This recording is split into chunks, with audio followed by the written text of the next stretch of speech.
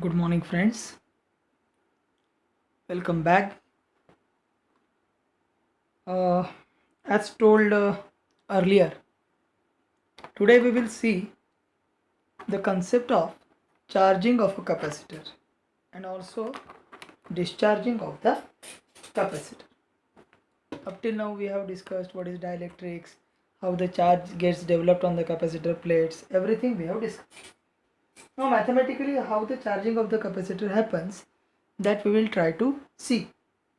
And the derivation of that I will not teach you right now because derivation is not important. Means to understand the concept, it is very important. No issues. But for solving of problems, you don't require derivation. You require that formula, and you must know how it comes.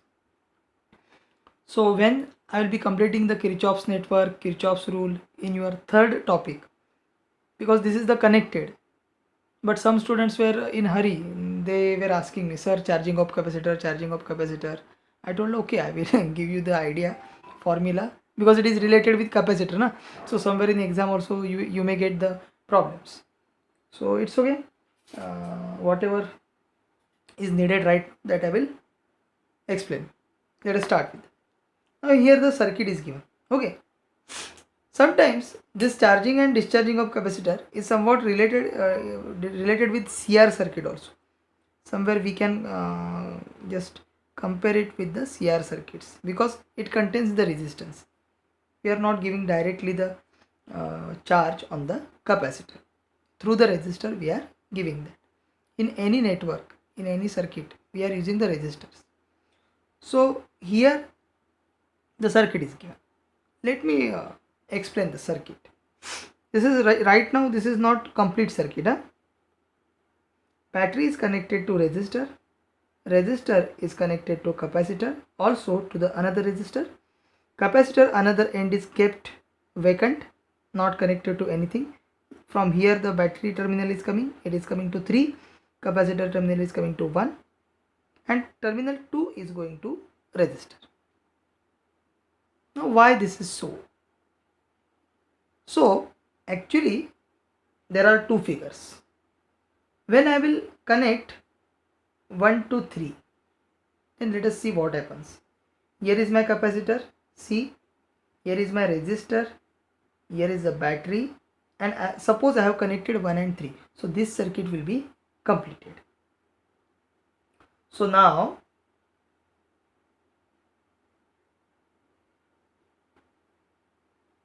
this will happen, na? Electrons will rush towards the negative. This is not current, electrons I am telling. Electrons will rush from negative to this plate. Obviously the charges here which are get induced, okay, electrons are here, na? From here they are going here. So some electrons from here they will get repelled from here. So I can say that the positive charge is coming from here. Actually the electrons are coming here, but for the sake of simplicity charges will come here. Like that I can think. It means that now the capacitor will be starting its charging process. कौन सी भी case ले लो बेटा, fan भी आप घर में on करते हो तो एकदम से फुल स्पीड में नहीं घूमता ना बेटा, पहले वो अपना मोमेंटम पकड़ेगा. गाड़ी भी है, एक गाड़ी है वो आपने चालू किया है, फर्स्ट डाला गियर, सेकंड गियर डाला है, थर्ड, ऐसे करते करते, नहीं तो मोपेड भी आपका एक्सेलेटर एकदम से आप बढ़ाते नहीं हो ना, थोड़ा थोड़ा थोड़ा करके उसको मोमेंटम ले जाते. इसके पीछे भी फिजिक्स है. वैसे ही कैपेसिटर भी एक सेकंड में एकदम डायरेक्टली नहीं चार्ज होते, मतलब उसको एक सेकंड मतलब बहुत टाइम हुआ, लेकिन but still whatever is the charging process, that is not direct. Means I just switched on the circuit and capacitor ultimately momentarily on the same moment capacitor got charged. No, it never happens.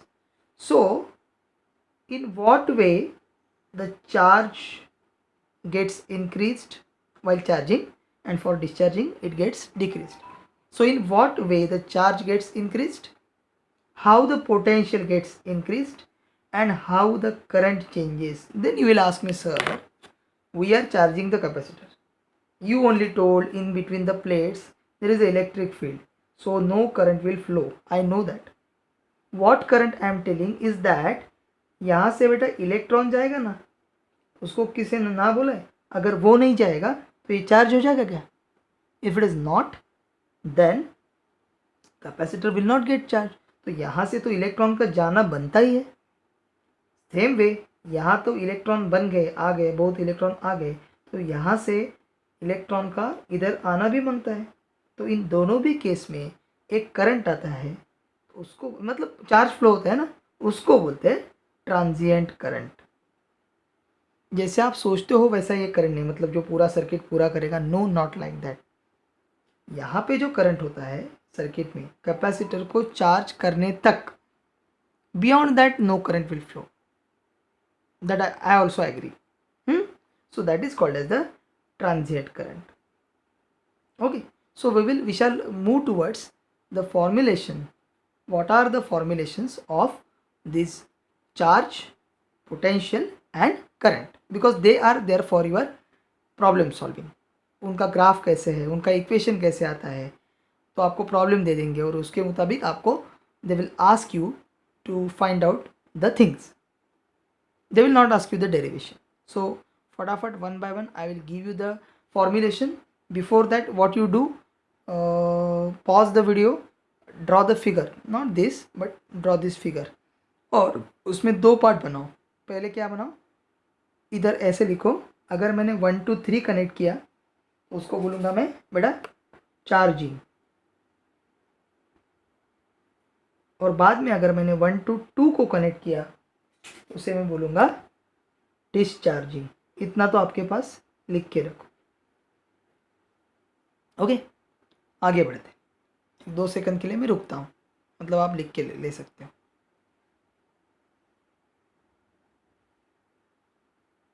Okay, let's go. तो यहाँ पे बेटा पहले आता है Q. तो Q को कैसे पकड़ेंगे हम? Q will be written as, Q will be written as, मैंने लिखा है 1 2 3, मतलब यहाँ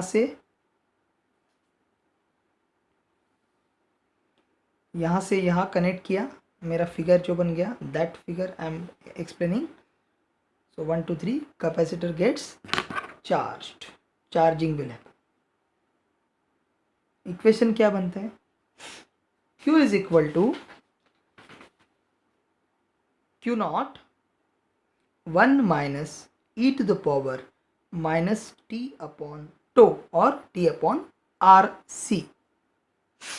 What is Q? Q is the final charge. Q not को बोलते हैं मैक्सिमम चार्ज. ये जो चीज़ें हैं, once you will be very familiar anyhow in the 12th class with many concepts, maths also will be taught, thereby you will be very familiar with this all concept. What is the maximum value, what is the peak value, in AC also we will see that. तो अभी के लिए इसीलिए मैं बोला था ये alternate current में भी ये इक्वेशन वगैरह आता है आपको.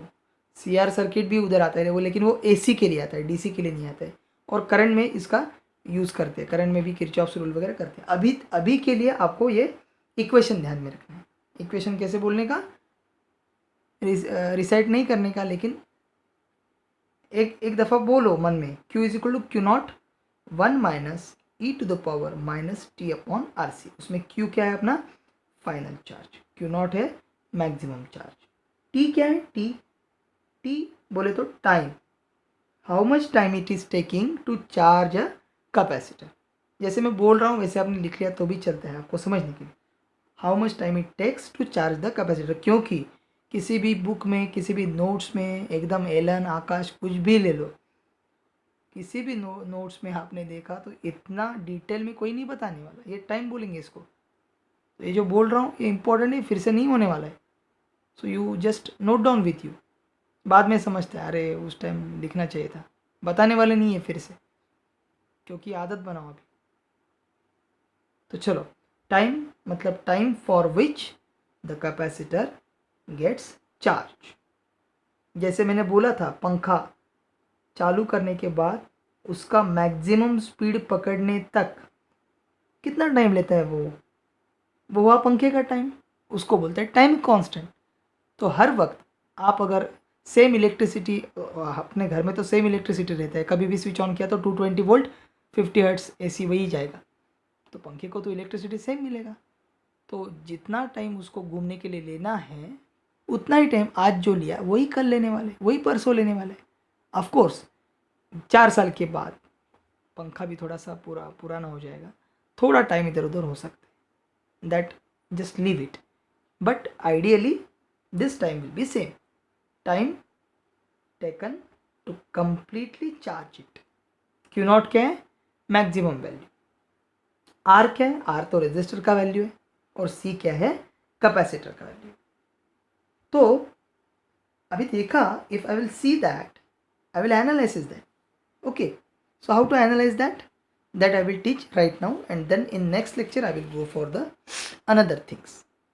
So जैसे बताया मैंने, Q नॉट क्या है? Maximum value of charge. कब है? T is equal to infinity. अभी तो ये प्रैक्टिकली इन्फिनिटी नहीं लेने का है, हाँ प्रैक्टिकली नहीं, ऐसा हमने ऐसा माना है कि मैक्सिमम एकदम स्लोली उसको चार्ज किया है, आराम से, एकदम कुछ दिक्कत नहीं आए, हाँ इत्मीनान से एकदम आराम से, नो प्रॉब्लम, इतना एकदम स्लोली किया। तो टी को इन्फिनिटी ले लेंगे ना, अपने लिए वो इन्फिनिटी हो जाएगा। तो वैसे पकड़ के उस टाइम क्यू नॉट क्या बन जाएगा? Maximum value. ओके, तो ये जो मैथ्स है थोड़ा मैंने हल्का करने का ट्राई किया, देखो आपको आता है कि नहीं। क्या हल्का किया है? तो मैंने डायरेक्टली वर्ड में लिखा है, क्या? चार्ज क्या हो रहा है? इंक्रीजेस। कैसे? Exponentially with increase of time. मतलब जैसे ये टाइम बढ़ जाता है आपका चार्ज एक्सपोनेंशियली इंक्रीज होता है। क्यों होता है? E to the power minus है ये, मतलब ये 1/e टू द पावर आएगा, और ये 1 से उसको माइनस किया, ये सब मिला के आप जब बोलोगे, अगर आपने t इंक्रीज किया तो ऑफ कोर्स ये q भी इंक्रीज होने वाला है, इतना ध्यान में रखो। ओके, आगे चलते हैं। तो अभी क्या करने का, ये जो टाइम है ना, टाइम, ये मैंने बताया आपको, तो उसको लेने का फाइनल का मतलब जितना टाइम उसको लगता है, मतलब टी इन्फिनिटी नहीं, वो उसका टोटली चार्ज होने के लिए जितना टाइम लगता है उसको हम बोलेंगे टाइम कांस्टेंट। क्या बोलने का? Time constant. तो टाइम कांस्टेंट का पहला डेफिनेशन क्या बनता है?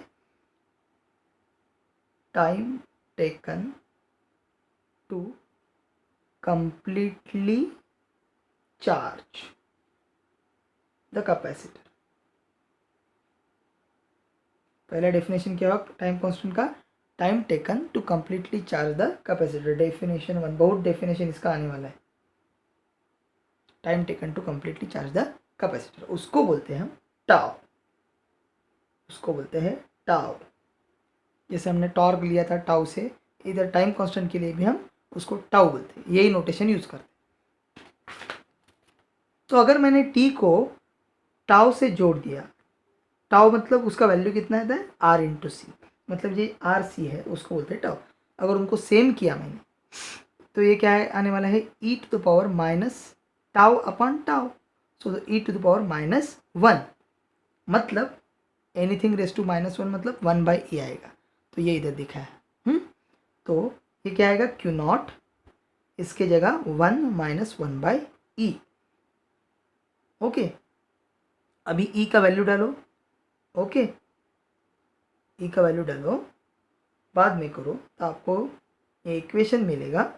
Q is sorry, wait, sorry for interrupt, but while continuously speaking it happens.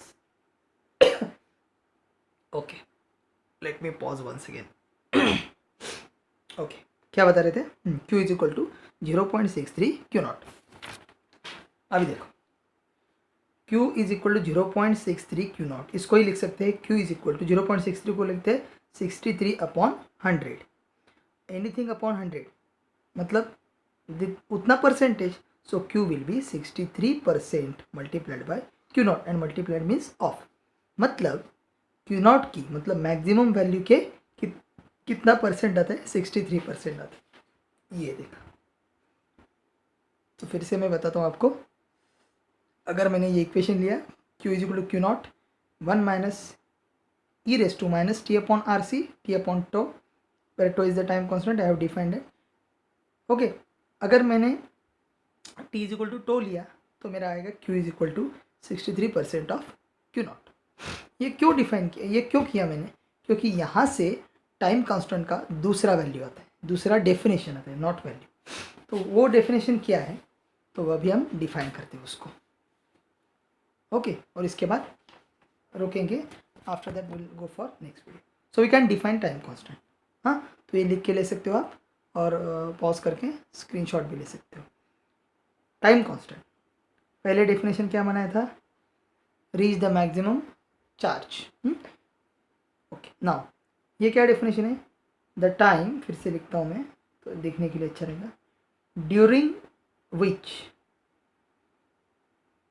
The charge rises on the plates to 63% of its maximum value। तो टाइम कांस्टेंट का मतलब क्या है, उतना टाइम जितने टाइम में कैपेसिटर को जो चार्ज है वो उसकी मैक्सिमम वैल्यू के 63% तक राइज हो जाए, 63% तक राइज हो जाए, that is called as the time constant, okay। In next video we will see about the potential. Thanks a lot.